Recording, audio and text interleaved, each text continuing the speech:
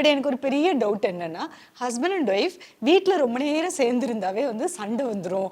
நீ அந்த பக்கம் ஆஃபீஸ்க்கு போ, நீ இந்த பக்கம் ஆஃபீஸ்க்கு போ அப்படின்ற மாதிரியான ஒரு சூழல்ல அப்படி சொல்லுவாங்க.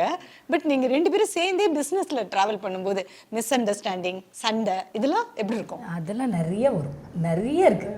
எங்களை பொறுத்த வரைக்கும் நாங்கள் ஒரு ரூல் வச்சுருக்கோம்.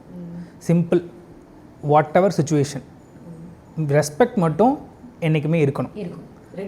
எஸ், 2 பேருக்கும் நடுவில். அது நான் என்ன தான் பெரிய ப்ராப்ளம் இருந்தாலும் சரி, இல்லை அவங்க சைட்லேருந்து எதாவது ப்ராப்ளம் இருந்தாலும் சரி, நாங்கள் எங்களை பேசிக்கிறதோ, நாங்கள் ஒரு மெசேஜை கன்வே பண்ணிக்கிறதோ ரெஸ்பெக்டை தாண்டி போகாது.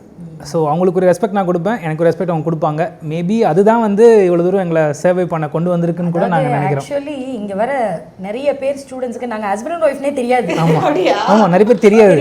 ஏன்னா நாங்கள் நடந்துக்கிறதே அப்படி தான் இருக்கும். ஏன்னா ஒரு இன்ஸ்டியூஷன் ரன் பண்ணுறோம், நம்ம நிறைய பேர் பார்க்குறோம், பழகுறோம். ஸோ அப்போ வந்து நாங்கள் அந்த ஹஸ்பண்ட் ஒய்ஃப்ன்றதை நாங்கள் உள்ளே கொண்டே வரமாட்டோம். நானும் சரி அவங்கள மேம் தான் கூடுவேன், அவங்களும் சார் தான் கூடுவேன். எஸ், ஆமாம், நான் எப்பயுமே இங்கே சார் கூட்டிகிட்டு வாங்க சார்னு தான் சொல்லுவேன். எஸ், அப்போ வந்து எனக்கு ஒரு டெஃபினேஷன் செட் பண்ணி வச்சுருப்போம். ஸோ அதுக்குள்ளே தான் ஆப்ரேட் பண்ணுவோம். அண்ட் அஃப்கோர்ஸ் மிஸ் அண்டர்ஸ்டாண்டிங் இந்த பக்கம் சரி, அது தேவை தான். ஏன்னா வந்து நம்ம எல்லாத்துக்குள்ளேயும் கொண்டு வர முடியாது.